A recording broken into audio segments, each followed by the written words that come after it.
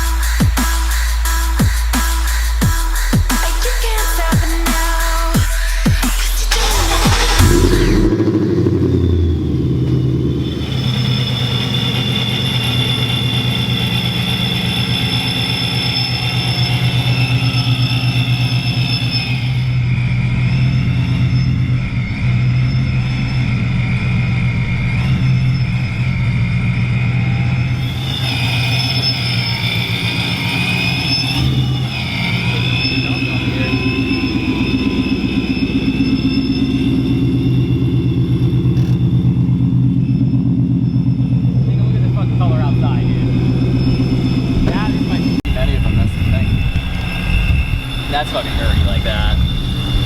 Alright. Should get going before it starts pouring. Yeah. I'll hop in the back seat. Okay.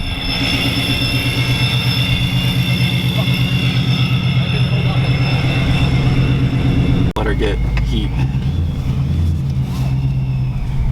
All the oil's good in the car? Yeah. Procharger oil's okay? Yeah.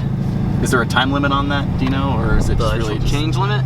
Yeah, they have an interval that they recommend on there, but it's... But it's not like time sensitive? No. I mean like a year, yeah, like a synthetic, but... That sounds like a jet. That Procharger's loud. Yeah.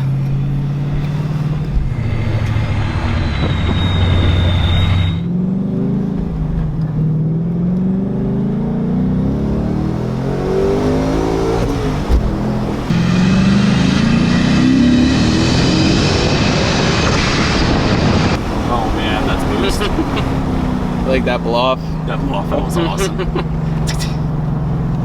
You know, it's manageable still, you know? Yeah, exactly. It's not, I mean, it's on the stock Pirelli tires right now. Stock Pirelli tires. Put a good tire and then get it tuned. Mm-hmm. Yeah. Fucking thing will scream. Well, Plus you can just make cool noises. Yeah.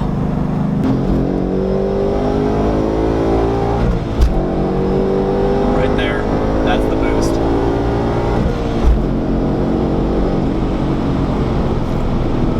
And you got brakes. And you got brakes. That fourth gear really hits. Yeah. That's a great fourth gear. That's where the Sentries really fucking shine. They like to be wrapped down. Really fucking shine. The down low is going to be very, very similar to an NA car because there's no boost. Yep.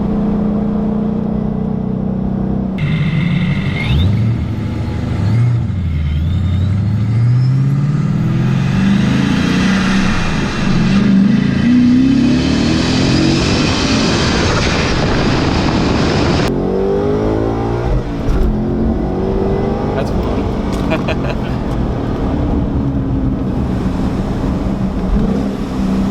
I think this exhaust is a little too soft for you though. It's okay. But that's what you don't want, something that's already done.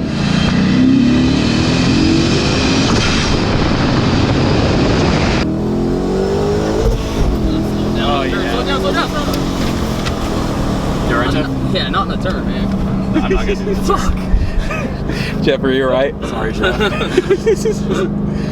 was very comfortable. I know I got a bad rap. Hey, if you went in that turn at that speed, I would have said Scooter's definitely not. He's fucking back. Boost is not for Scooter. It's flat and forward. Oh, that really hits. The 373 is different too. The 373s are more preferred on the Sentry. Well, people complain about them even on the Whipple setup, saying that it's too much gear. I'm like, I don't fucking know. It's perfect. Well, for a Sentry, you want the RPMs to spin faster. I agree on the Sentry setup, but people say like on the Whipple, it's too much gear. It's not, especially if you have the right tire. And I don't wheel hop at all. Well, you have the lockouts and everything already. I have the lockouts, dude. Like, I wouldn't break shit the way the car is right now. Like, I would not break my half shafts. Yep. I'm not too worried at all about. I mean, like this car. People think boost can completely screw your longevity at 8 pounds. No, this is a very, very mild setup right here. I mean, Coyotes will take 650 wheel all day long. So people actually switch these out for boost gauges, right? Yeah, exactly. Or is this is this already a boost gauge? It's not. So I stole one out of the magnetic car that I had. Yeah. I took the boost gauge out of that. I would definitely probably do that swap. And it's so easy. Like, clip here, pull this out, literally all clipped in, pop it right in. I got to do mine still. This exhaust setup's so mild, but it's actually like very mature. This whole car is just mature. I love how you asked me if I was all right when I told you to slow down. Are you all right? I'm fine. It's Jeff Ashton of all people, for Christ's sakes. The dude's Jeff, got a Whipple car. Jeff, are you all right? Jeff, I just want to make sure. Are you okay? Yeah. That's the place to be. What'd you hit at, like 45? Yeah. And then the exit's gonna be right up here on the right for us back here. Let's get over. 4,000 miles and change. What does the odometer say? 4,000? 4,074. 4,074. So, do you know how long this car's been boosted for out of that 4,000? The guy told me when he picked it up, or when he sold it to me, he had it on for about 1,000 miles on the car. Okay. Give it a rev.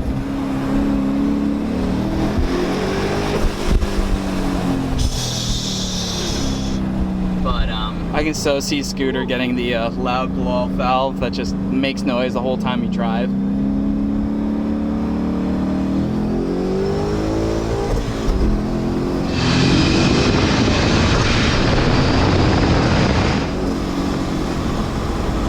but 5K hit is where it's at.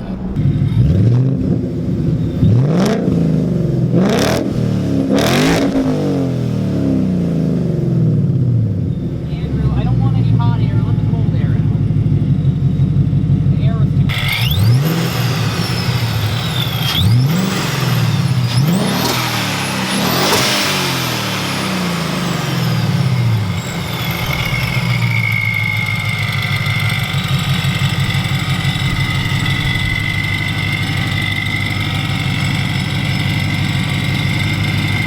Okay guys, we just got back to Jeff's shop after test driving the Procharged Beast, which is what this thing absolutely is. And I'm really impressed. This car is so much fun. You know, comparing it directly to the GT350 we drove yesterday, there's a ton of differences actually.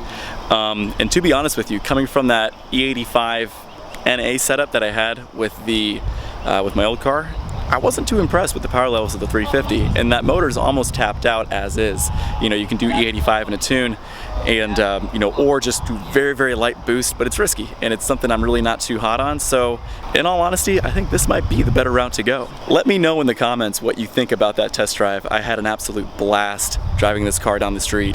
I haven't had many opportunities to drive a Performance Pack S550, and the 373 rear end actually seems to work really well with the Procharger. The Procharger needs RPM to really spool up and get that torque hit, and it really hits hard at 5K, where if you went with a more traditional roots type blower, you know, you'd have much more low end torque, but the thing just screams up top, and that's just with the Procharger tune. This with an aftermarket tune and some supporting mods would absolutely rip on the street. As a 2016 premium car, it has the Sync 3 infotainment system, which is just a gem of a system to use. I'm really impressed by it. It also has the 401A sound pack with the dedicated subwoofer in the trunk, and I've heard mixed reviews on the setup. We just listened to it a few minutes ago, and it hits pretty good for what it is. I'm really impressed as well. So we're gonna do some more looking around the car, and we're eventually gonna make a decision on this guy. We also had a chance to listen to the Bassani Cat-Back that's on the car, and obviously since it's boosted, it's gonna be a little louder than an NA setup, but overall it has a great tone. It's very deep. One of the deeper Cat-Backs I've heard for the car. It's completely different from the Corsa setup I used to have, especially with the long tubes, how it just screamed up top. And I was actually really impressed by it. I like it a lot. As you heard, it has this deep, burly rumble to it, really muscular. It's completely different, like I said, to the Corsa, for a good reason. I mean, it's matted up to the stock header still, and it really pairs well. There's a little bit of drone just under 2,000 RPM, but it's nothing that anybody normal can't handle. We didn't really push the 15-inch Brembos too hard. Obviously, you're on the street, we're being responsible enough to drive around and not have to find the braking limit of the car. But I was really impressed with the pedal feel of the 15-inch Brembos. I've had a ton of track experience, you know, as you've seen before with the 14-inch Akabonos that are on a normal GT, and those are great brakes, very powerful as is, but the general feel of the Brembos is very smooth. They're like butter, and they really do make a big difference.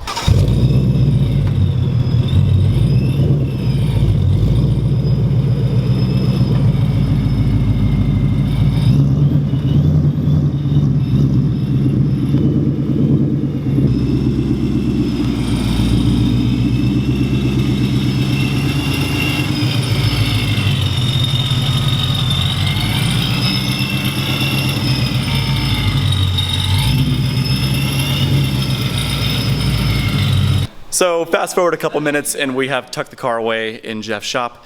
And yeah, we're gonna wrap up this video here. It is a awesome option to consider for the next vehicle, and it's definitely towards the top of the list. So anyway guys, again, smash that like button for another awesome test drive, and we will catch you in the next video. Take care.